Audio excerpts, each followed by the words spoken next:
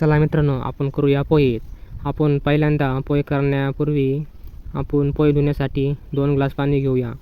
एक प्लेटमध्ये 2 ग्लास पाणी घेतल्यानंतर आपण त्याच्यामध्ये पोहे टाकू. व्हिडिओ शेवटपर्यंत पहा किंवा तुम्हाला नंतर तवाच कळेल. 2 ग्लास पाणी टाकल्यानंतर आता आपण एक जणाचे पोहे टाकूया. मला एकट्याला खायचे आहे. तुम्हाला तेवढे टाकायचे असेल, तेवढे जणांस करायचे असेल तेव्हा तुम्ही तेवढे पोहे टाकू शकता. हे बघा मित्रांनो, आता मला एकट्याला खायचे असल्यामुळे मी एवढे पोहे टाकणार आहोत. पोहे टाकल्यानंतर त्याला नीट पाण्याने धुवून काढूया. मला एकट्याला खायचे असल्यामुळे एवढे मी पोहे टाकले आणि मी धुवून काढणार आहोत.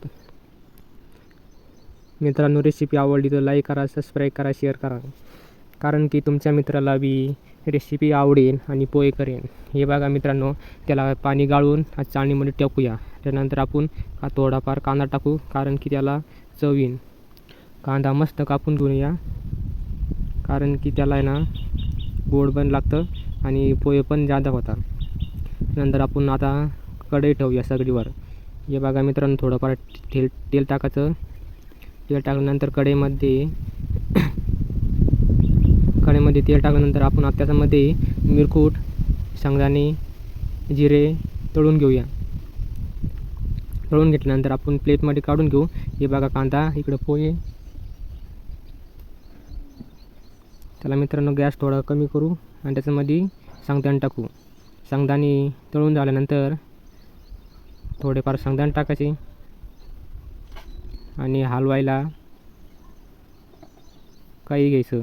मी आताचे चमचे घेत आहे हालाला. हे बघा मित्रांनो, थोडेफार तळून झाल्यानंतर गॅस आपण शेंगदाणे काढून टाकू आणि गॅस पण कमी करू, कारण की शेंगदाणे जळले नाही पाहिजे.